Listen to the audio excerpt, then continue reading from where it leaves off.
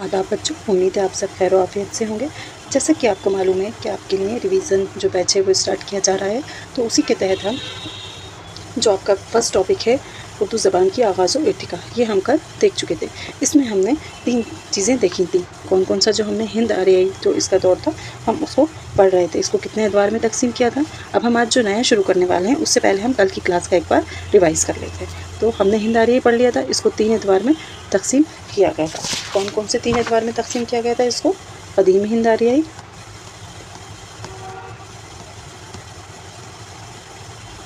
इसका जो time period था वो कितना था? 1500 से शुरू होता है, 1500 से 500 क़िब्ल मसीह। उसके बाद जो दूसरा था वो कौन सा था? अहद वुस्ते। अहद वुस्ते हिंद आर्याई, ये कब से कब तक था? ये था 500 क़िब्ल मसीह से 1000 क़िब्ल मसीह। जो सबसे लंबा टाइम पीरियड है वो इसी को माना जाता है। और उसके बाद जो थर्ड हमने देखा था वो था जदीद हिंद आर्याई। ये हम कल की क्लास में इतना कर चुके थे। ये कब से कब तक था? 1000 क़िब्ल मसीह से ताहाल तक। और सबसे जो लंबा टाइम पीरियड है वो है ये, कब से कब तक? इसकी जो तारीख़ है, जो वक्त है वो है 1500 तक। अब हमने इसमें और क्या देखा था? हम पढ़ चुके थे कदीम हिंद आर्याई। तो इसको देख लेते हैं। और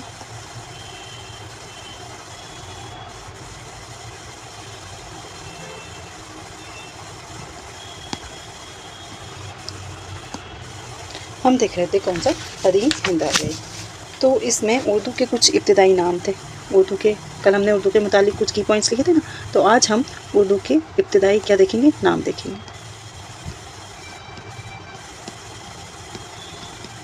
क्या क्या नाम थे उर्दू के? जो इब्तिदाई दौर था, उर्दू को हिंदी कहा जाता था, हिंदवी भी कहा जाता था, हिंदुस्तानी भी कहा जाता था, रेख्ता भी कहा जाता था, लश्करी भी कहा जाता था, ज़बान दहलवी भी कहा जाता था, और इसको दक्कनी ज़बान भी कहा जाता था। ये हम इब्तिदाई दौर, क्योंकि कदीम कहाँ से होती है, इसकी जो आगाज़ होता है वो होता है कदीम हिंद आर्याई से। पहला हिंद आर्याई और उसके बाद कदीम हिंद आर्याई। तो उस वक्त इसको इन नामों से जाना जाता था। और उर्दू मोहल्ला इसको किस वक्त बोला जाता था? किसके ज़माने में बोला जाता था? जब ये दरबार की ज़बान थी। क्या था ये? दरबार की ज़बान। और किसके दरबार की कौन सा वो ज़माना था? वो था शाहजहाँ का ज़माना। ये हम कल पढ़ चुके थे इतना। ये शाहजहाँ का ज़माना था। इसको खिचड़ी ज़बान या मिली जुली ज़बान भी कहा गया, क्योंकि इसमें अरबी, फ़ारसी, तुर्की, हिंदी ये सारे ज़बानों के लफ्ज़ शामिल हैं। और इसको इस्लाह की ज़बान किसने कहा था? नासिक ने कहा था। ये हमने कल देख लिया था, है ना। अब कदीम हिंद आर्याई जो है वो कब से शुरू हो रहा है?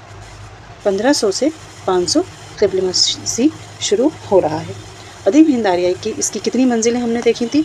5 मंजिलें थी, है ना। तो इन 5 मंजिलों में क्या क्या हुआ, कौन सा किस में क्या काम हुआ, आज हम वो देखेंगे। इसको 2 एतबार में तकसीम किया गया। कौन कौन से?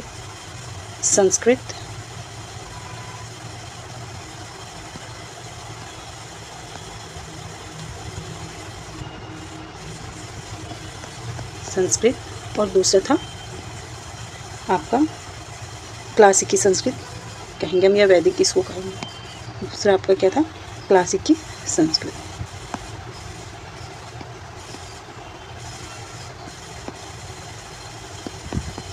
इन 2 एतबार में इसको तकसीम किया गया था। संस्कृत के मायने क्या होते हैं? यहाँ पर संस के मायने होते हैं साफ सुथरा, पाक साफ हो चुके। कैसा? पाक या फिर साफ। और कृत के मायने क्या होते हैं? कृत के मायने होते हैं करना। ठीक है, ये इसके मानी है। तो जब संस्कृत ज़बान आर्य जो अपने साथ ज़बान लेकर तो आए थे, वो इसे क्या, अपनी जो ज़बान को हर इंसान क्या समझता है? पाक साफ समझता है। तो आर्य भी संस्कृत को क्या समझते थे? बड़ा ही पाक और साफ ज़बान समझते थे। और वो इसको बोलते थे, आर्य को सबसे आला माना गया था। और यही जो उनकी ज़बान थी, उन्होंने इसका नाम क्या रख दिया था? संस्कृत रख दिया था। फिर इसी में हमें क्या मिला? वेदों की रचना हुई इसी संस्कृत ज़बान में। इसमें वेदों की रचना हुई, तो इस ज़बान को उन्होंने नाम दे दिया क्या? वैदिक, वैद संस्कृत। क्या नाम दे दिया? वैद संस्कृत। क्योंकि इसमें वेदों की रचना होने लगी, ये पाक साफ ज़बान थी। अब जब इसमें वेदों की रचना हुई, क्यों? क्योंकि आर्यों के जो पाक ग्रंथ हैं वो क्या है? वो वेद ही हैं। आर्यों के पाक ग्रंथ क्या है? वेद हैं। तो इसलिए उन्होंने इसका नाम क्या रख दिया? वैदिक संस्कृत रख दिया। ये हम किस दौर की बात कर रहे हैं? कदीम हिंद आर्याई की। हम इसको ऐसे भी समझ सकते हैं, एक तरीका और है इसको समझने के लिए। वो क्या है कि जब आर्य आए थे तो वो अपने साथ क्या लाए थे? संस्कृत। अब जब संस्कृत आई, ये संस्कृत कौन लाया? ये लाए आर्य। ये थी आर्यों की ज़बान थी संस्कृत, ठीक है, आर्याई ज़बान थी। उसके बाद अब जब ये आर्यों की ज़बान हुई, इन्होंने इसे बोलना सुनना बस करा, लोगों के साथ कम्युनिकेशन हुआ, बातचीत हुई, तो इसमें क्या हुआ? हमें क्या मिले? इसमें हमें मिले वेद। जब इसमें वेद मिले तो उन्होंने इसका क्या नाम रख दिया? वेद संस्कृत। यानी कि इसको हम क्या कह सकते हैं? वैदिक संस्कृत जो आई ना, वो यहीं से आई। तो इस तरीके से ये चली। अब जब इनके वेद आए, अब यहाँ तक हमारे यहाँ 4 वेद इनके आ चुके थे। कौन कौन से थे वो वेद जो हमें संस्कृत ज़बान के नमूने यहाँ इन्हीं में मिलते हैं? वेद संस्कृत। अब जब कुछ चीज़ बोली जा रही है, सुनी जा रही है, उसके बाद वो लिखी जाने लगती है। जब किसी चीज़ को लिखा जाने लगता है तो वो क्या कहलाता है? वो कहलाता है अदब। तो ये वेद जो थे, अब ये लिखा जाने लगा। तो संस्कृत के जो नमूने मिले वो ऐसे ही तो नहीं मिले होंगे किसी चीज़ में जिसको लिखा गया होगा, हमें तभी देखने को मिले, पढ़ने को मिले। तो वो हमें किस में मिले? संस्कृत ज़बान के जो नमूने मिले वो वेदों में मिलते हैं हमें। किस में? वेद में। वेद कितने थे? 4 वेद थे। उम्मीद करती हूँ यहाँ तक आपको समझ में आया होगा। फिर इसके बाद आती है बात किसकी? वेदों की। हम वेद तक पहुँच गए थे संस्कृत ज़बान के ज़रिए। तो वेद कितने थे? 4 वेद थे। कौन कौन से वेद थे? ऋग्वेद, यजुर्वेद,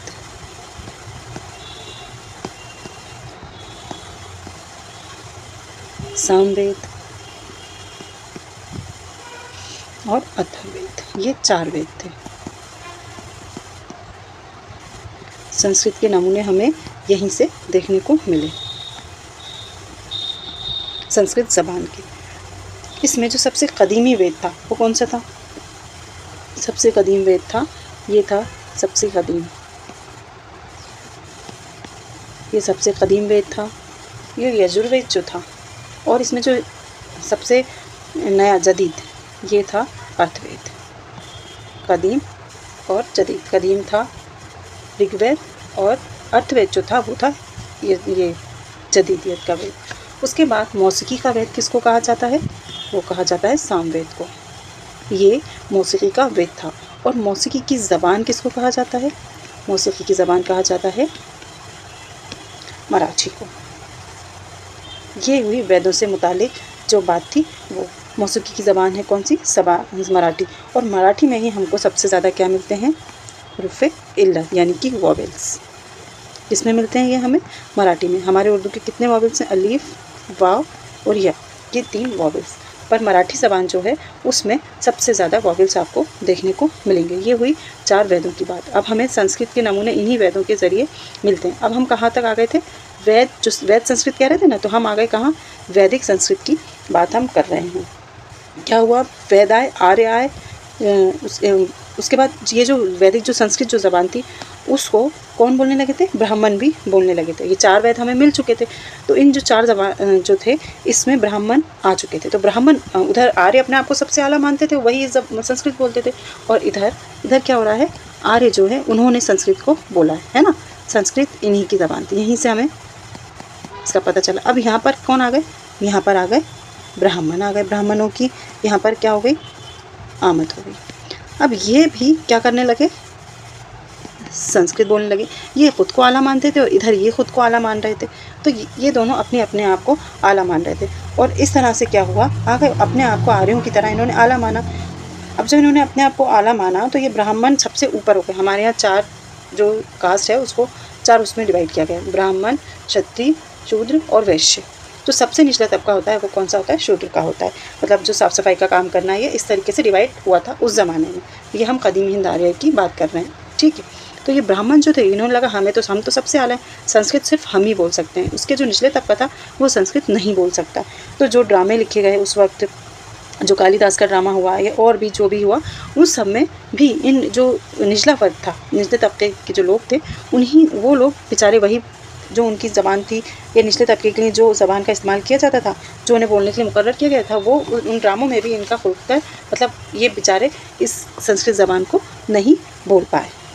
अब वहाँ पर हमने क्या बनाया था, एक ग्राफ। उसमें क्या था, उसमें पहले संस्कृत ज़बान थी, आर्य थे, वैद थे और वैदिक संस्कृत आई। अब उसमें वैद के बाद यहाँ पर एक और चीज़ जुड़ जाएगी, वो क्या है, वो है ये ब्राह्मण्स। ये ब्राह्मण्स भी यहाँ पर आ चुके थे। और जो उस वक्त निचले तबके, ये तो हो गई आला तबके की ज़बान, एक थी निचला तबका भी था। तो जो निचले तबके की ज़बान थी वो कौन सी थी, निचली ज़बान किसको कहा जाता था, वो थी मागधी। मागधी जो थी ये थी निचले तबके की ज़बान, और जो आला तबके की ज़बान थी वो कौन सी थी, वो थी संस्कृत। तो इस तरीके से हमारे पास पहले आर्य, फिर जो संस्कृत मिली, फिर उसमें ब्राह्मण भी जुड़ गए। आर्य आए सबसे पहले, देखो अब क्या हुआ यहाँ पर, ये आर्यों से अपन को क्या मिला, संस्कृत। आप इस तरह से बना सकते हैं याद करने के लिए। संस्कृत आई, संस्कृत से हमें क्या मिले, वेद मिले। वेद मिलने के बाद जब आपको 4 वेद मिल गए, उसके बाद वेद जब सब कुछ उसमें लिखा पढ़ा जाने लगा, तो यहाँ पर ये जो थे, ये ब्राह्मण्स जो थे वो भी यहाँ पर आ गए। अब इन ब्राह्मण्स ने भी संस्कृत को बोलना शुरू कर दिया था। जब संस्कृत ज़बान का पतन होने लगा, मतलब पूरा उरूज पर वो पहुँच चुकी थी, अपना काम सारा वो कर चुकी थी, उसके बाद एक नई ज़बान निकल कर सामने आई, जिसे क्या कहा गया, जिसे कहा गया क्लासिकी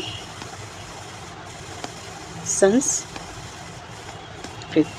ये क्लासिकी संस्कृत निकलकर फिर हमारे सामने आई, और ये किसके साथ आई थी, ये आई थी कवायद के साथ, क्योंकि इसमें भी आप आगे देखेंगे कि क्या लिखा गया।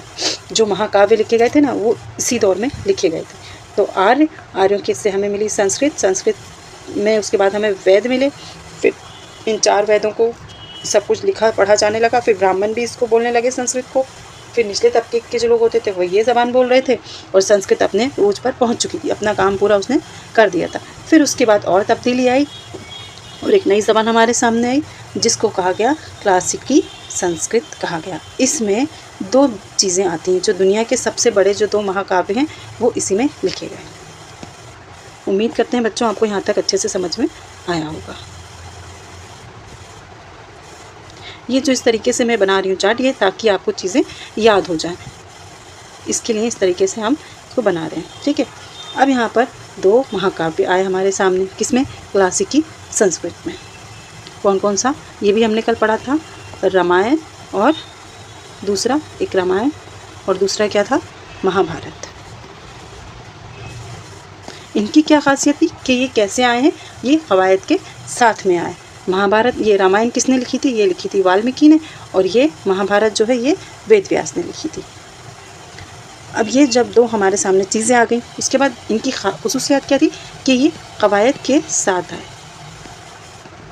कवायद के साथ आए थे महाकाव्य दोनों।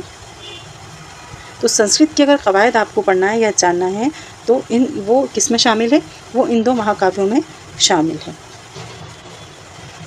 अब कवायद की अगर हम बात करते हैं, अब यहाँ से क्या शुरू हो रही है, कवायद। अब हम कवायद के बारे में, और ये सब कुछ किस में हो रहा है, ये कदीम हिंद आर्याई का जो दौर है ना, उसी में ये सारी चीज़ें हो रही हैं। तो संस्कृत की जो कवायद है उसकी बात करते हैं हम। जब कवायद इसमें आई है तो उसकी भी कोई ना कोई किताब होगी, वो भी किसी ना किसी ने लिखी ही होगी, ऐसे तो इसमें अचानक से तो शामिल होनी चाहिए। तो वो जो किताब थी ना, वो थी कौन सी, अष्टाध्याय। ये संस्कृत की पहली क्या है, कवायद की किताब है, अष्टाध्याय। इसके मुसन्निफ कौन है, इसको लिखा है पाणिनि ने। और अष्टाध्याय है तो इससे क्या मालूम चलता है, इसमें कितने अध्याय हैं, कितने चैप्टर हैं, इसमें 8 चैप्टर हैं। और इसी को संस्कृत ज़बान की क्या कहा जाता है, ये पहली कवायद है, किसकी, संस्कृत ज़बान की। तो मतलब जब इस यहाँ तक जब हम आ चुके थे तो इससे मालूम हमें क्या होता है कि संस्कृत की कवायद आ चुकी थी, तभी तो इन 2 महाकाव्यों में उसको लिखा गया। तो ये पहली कवायद की किताब कौन सी है, अष्टाध्याय, और इसके मुसन्निफ हैं पाणिनि। इसमें कितने चैप्टर हैं? इसमें 8 चैप्टर हैं। और ये सिर्फ किस में पाया जाता है? ये कदीम हिंद आर्यई में। दूसरी जो है वो कौन सी है? दूसरी है महाभाष्य। दूसरी है महाभाष्य। इसके मुसन्निफ हैं पातंजलि।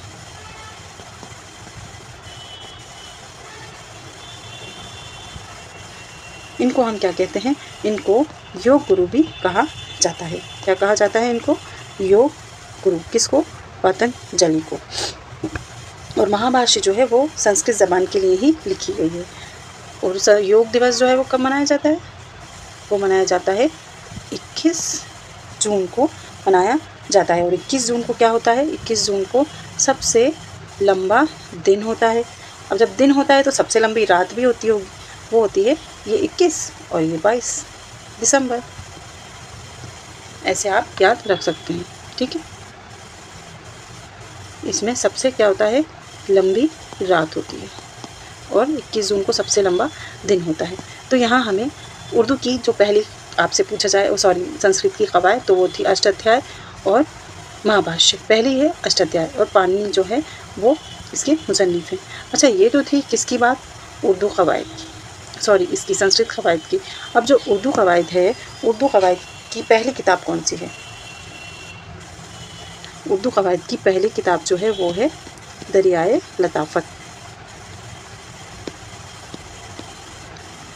और उर्दू की पहली किताब जो है जो फ़ारसी में लिखी गई वो भी दरियाए लताफ़त ही है। और कवायद उर्दू ज़बान है, ये क्या है? कवायद उर्दू, ये किसकी है? ये मौलवी अब्दुल हक की है। तो यहाँ तक ये तो थोड़ा अलग से था। हम अपने टॉपिक जो है उस पर आ जाते हैं। हम आ गए कहाँ तक? जहाँ पर संस्कृत की क्या हुई? संस्कृत की कवायद आ चुकी थी। ये था किसका दौर? कदीम हिंद आर्यई का। इसको भी कितने 2 एतबार में तकसीम किया गया था। अब जब इसमें कवायद आ गई, संस्कृत आ गई, वैदिक संस्कृत आ गई, और इसी दौर में 2 लोगों का जन्म हुआ। ये हम किसकी बात कर रहे हैं? कदीम हिंद आर्यई की। अब इसी में 2 लोगों का यहाँ पर पैदाइश हो रही है। किस किस की? गौतम बुद्ध और दूसरे थे महावीर स्वामी। इन 2 लोगों की यहाँ पर पैदाइश हुई। अब इन्होंने एक नई ज़बान को लोगों के सामने पेश किया। उसका क्या नाम था? उस ज़बान का नाम था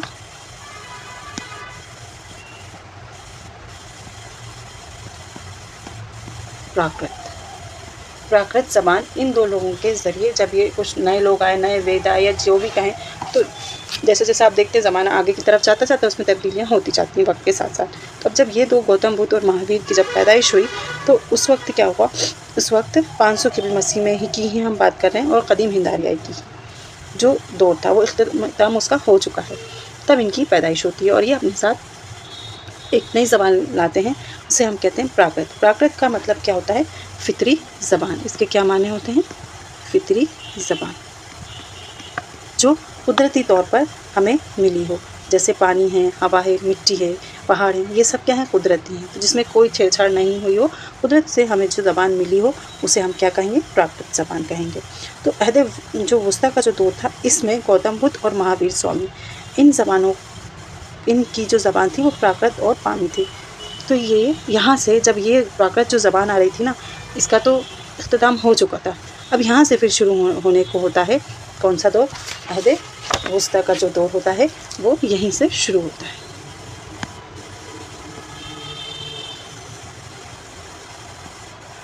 अहद वुस्ता वो यहीं से शुरू होगा। कब?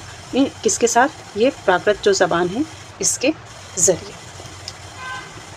तो अभी हमने कदीम हिंद आर्यई में जो जो चीज़ें हुई हमने वो पढ़ी। अब दूसरा दौर जो है वो क्या है? अहद वुस्ता। अब हम इसको देखेंगे। ये कौन सा है? ये दूसरा दौर है।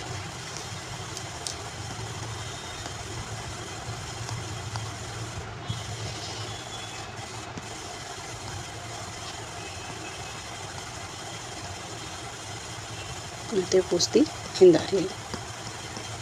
इसका जो वक्त था, इसका जो टाइम पीरियड है वो कब से कब तक है? वो है 500 क़िब्ल मसीह से लेकर 1000 तक, 1000 क़िब्ल मसीह, यानी कि जो इसका टाइम पीरियड है ना वो सबसे लंबा वक्त है 1500 क़िब्ल मसीह, ये सबसे लंबा वक्त था। ठीक है, अब हम इसके बारे में देखते हैं। यहाँ तक हमारे पास अब कौन सी ज़बान है, हम प्राकृत के साथ साथ चलेंगे। प्राकृत हमारे पास यहाँ पर आ चुकी है। इसे हम लोग जानते हैं किससे, उर्दू ज़बान के आगाज़ और इर्तिका के हवाले से ही जानेंगे। औहदे वुस्ता का जो मतलब है, जो दौर है या वो क्या है, जो दौर शुरू हो रहा है वो कब से हो रहा है, 500 से 1000 क़िब्ल मसीह। सबसे लंबा जो वक्त है वो किसका है, इन तीनों में इसी का है। इसमें जो प्राकृत है उसको 3 अदवार में तकसीम किया है। ठीक है, प्राकृत को इसमें 3 अदवार में तकसीम किया है, क्योंकि ये 1500 का साल था तो उसको 3-3 करके करे हमने, तो यहाँ पर कितना हो गया, 500 क़िब्ल मसीह का इसमें वक्त है। तो जो पहली प्राकृत है, पहली प्राकृत, दूसरी प्राकृत और तीसरी प्राकृत, पहली प्राकृत जो है वो कब से कब तक है, पहली प्राकृत वो कब से कब तक है, का जो दौर है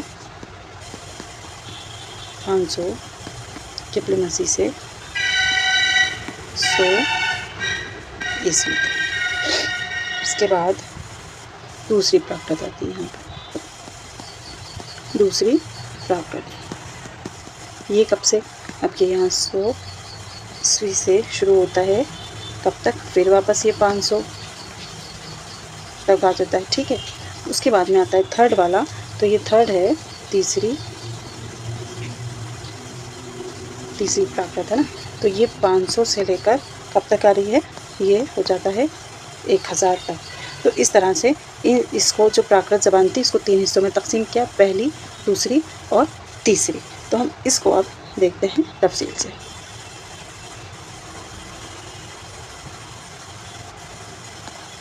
अहद वस्ती जो शुरू कब से होता है, 1712 से। कब से शुरू हो रहा है ये, 1712 से इसका आगाज़ माना जाता है। किसके मतलब किसके वक्त से, पहला मुसलमान जो था वो जब हिंदुस्तान आया था, कौन था वो था मोहम्मद बिन कासिम। ये कौन है, ये पहला मुसलमान था जो हिंदुस्तान आया था। और ये किस रास्ते से आया था, सॉरी, ये आया था सिंध के रास्ते से। कहाँ से आया था, ये सिंध के रास्ते से आया था और ये पहला मुसलमान था। तो 1712 से लेकर 1857 यानी कि बहादुर शाह ज़फ़र के दौर तक को हम क्या कहते हैं, अहद वुस्ता का ही दौर कहते हैं। बाज़ किताबों में या और जो है उसमें अलग माना जाता है। ज़बान के लिहाज से प्राकृत जो दौर था या वस्ती जो हिंदारी दौर है, तो उसमें हम अभी क्या बात करेंगे, पहले पहली प्राकृत की हम बात करेंगे, पहली प्राकृत। ठीक है, पहली प्राकृत, पहली जो प्राकृत, सबसे पहले तो हमने प्राकृत का मतलब देख लिया, ये क्या होती है, ये कुदरती ज़बान होती है जो फितरी तौर पर हमें मिलती है, जो पूरी तरह से मतलब क्या हो, नेचुरल हो, उसको हम क्या कहेंगे, उसको हम प्राकृत ज़बान कहेंगे। अब जब संस्कृत में उसूल आदाब कायम कर दिए गए थे तो और निचले तबके के जो लोग थे उन पर तो पाबंदी थी, वो तो संस्कृत बेचारे बोल ही नहीं सकते थे, उसका इस्तेमाल कर ही नहीं सकते थे, तो उन्होंने लोगों ने एक टकसाली ज़बान का क्या किया, एक नई ज़बान पैदा की, जिसे हम लोग क्या बोलते हैं, प्राकृत बोलते हैं। और इसी प्राकृत ज़बान को फ़रोग़ देने वालों में किसका नाम था, में शिरकत रही और बहुत सारे लोगों ने इसकी ज़िम्मेदारी ली, इसमें हिस्सा लिया। जब कौन दो लोग आए थे हमारे पास, महावीर स्वामी और गौतम बुद्ध, ये इन दोनों का जो टाइम पीरियड है ना, इसकी बात यहाँ पर की जाएगी। तो हम इसमें क्या कह सकते हैं, इसको भी हम, अब जब ये ज़बान आ गई, टकसाली ज़बान जब आई, तो महावीर स्वामी ने और गौतम बुद्ध ने, किसने, अभी मैं एक चार्ट बनवाऊंगी आपको, फिर आपको ये और समझ में आ जाएगा। महावीर स्वामी और गौतम बुद्ध, गौतम बुद्ध, इन दोनों ने क्या किया, अपने मज़हब की तबलीग की। जगह जगह ये लोग गए, आए गए, मज़हब के बारे में इन लोगों ने लोगों से बात की। तो इन दोनों का, इन्हें जो ये इस्तेमाल किया ना, उससे क्या हुआ, लोगों में आपस में ये लोगों ने बातचीत करी, लोगों तक ये ज़बान पहुंची। और जब लोग इसका इस्तेमाल करने लगे तो ये उनको एहसास, उनके जज्बात समझ में आने लगे, इस्तिफ़ादा उससे हासिल करने लगे, कम्युनिकेशन डेवलपमेंट होने लगा। तो उसके बाद ये मकबूल हो गई और ये कौन सी ज़बान बन गई, ये बन गई पाली ज़बान। अब हम इसको एक चार्ट के ज़रिए समझते हैं ताकि ये आपको और आसानी से समझ में आ जाए। हम कौन सा दौर पढ़ रहे हैं, हम अहद वस्ती का दौर पढ़ रहे हैं, उसमें क्या क्या हुआ। इसको हम देखेंगे एक चार्ट के ज़रिए। आइए इसकी शुरुआत करते हैं। इसको भी मैं अब कर देती हूँ। यहाँ से एक चार्ट बनाते हैं हम। ओहदे फुस्ती का ये दौर है, ठीक है। इसमें जो 2 लोग थे, कौन कौन से थे? महावीर स्वामी और गौतम बुद्ध। तो ये सबसे पहले संस्कृत और फिर प्राकृत हमारे पास आ गई थी। तो प्राकृत से ही ये प्राकृत आई। उसके बाद टकसाली, पहले यहाँ पर हम टकसाली लिख लेते हैं। जो विचारों को उनको बोलने नहीं दिया जाता था ना, तब की बात करते हैं। तो ये आई टकसाली ज़बान, ठीक है। उसके बाद प्राकृत, फिर उसके बाद जब प्राकृत आई तो किसने, कौन 2 लोग मिले हमें? महावीर स्वामी और गौतम बुद्ध। ये आ गए। इन्होंने अपने मज़हब की तबलीग की, लोगों से बातचीत की, इस ज़बान को सही इस्तेमाल किया, लोगों तक पहुंचाया, लोगों से राब्ता कायम किया। उसके बाद ये क्या हुआ? ज़बान मकबूल हो गई। क्या किया इन्होंने? मज़हब की तबलीग या मज़हबी तबलीग की इन्होंने, दोनों ने। फिर ये ज़बान को उरूज मिलने लगा, ये लोगों तक पहुंची, है ना। और यहाँ से इन दोनों के ज़रिए लोगों तक ये पहुंच चुकी थी। ये ज़बान लोगों तक पहुंच गई। जब लोगों तक पहुंची तो क्या हुई? ये मकबूल हो गई, लोगों को समझ में आने लगी, कम्युनिकेशन होने लगा। यहाँ पर कम्युनिकेशन डेवलप हो गया, जज्बाती ज़बान बन गई। अब जब लोग इसमें, यहाँ पर आप गौर करें, कम्युनिकेशन करने लगे, उनको समझ में आने लगी, उनके एहसास, उनके जज्बात इससे जुड़ गए।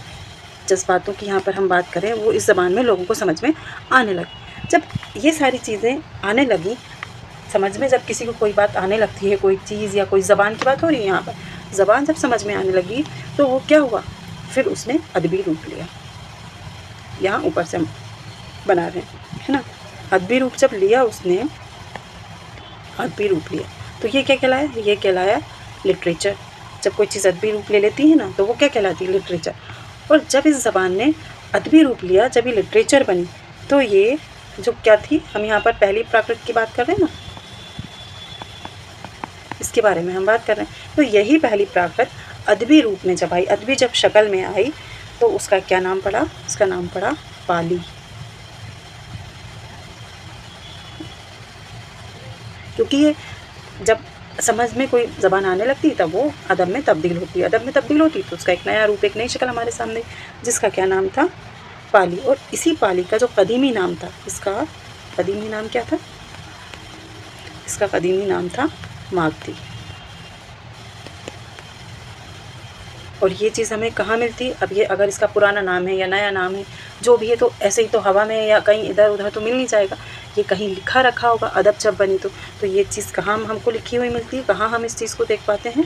ये मिलती है हमें अशोक के ग्रंथ में।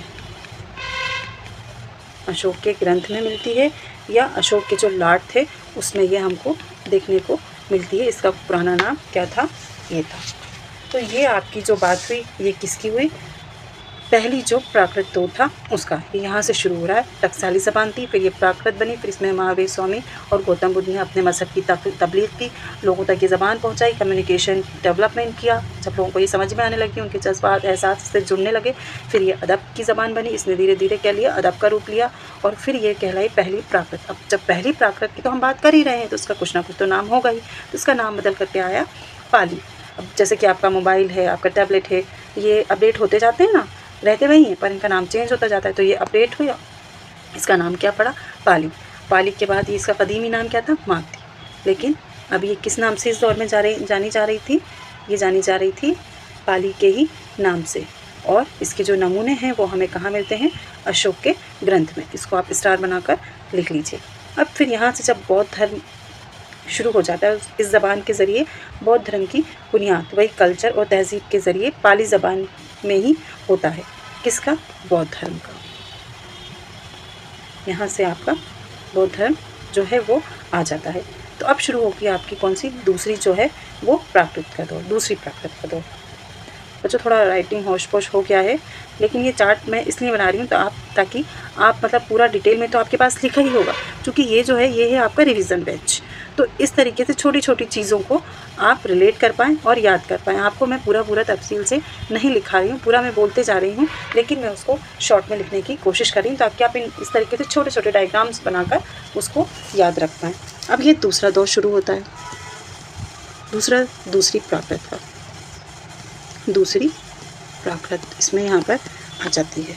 ठीक है, तो उम्मीद करते हैं बच्चों कि जो आज की क्लास थी ये आपको समझ में यहाँ तक आ रही होगी। अब इसको दो एतबार में तकसीम किया जा, मतलब जब दूसरी प्राकृत लोगों के सामने आई तो इसे अच्छे से समझने के लिए हमने कितने 5 हिस्सों में तकसीम किया। इलाकों के 5 जो इलाके थे, इलाकों के उससे इसको अलग अलग हमने कर दिया।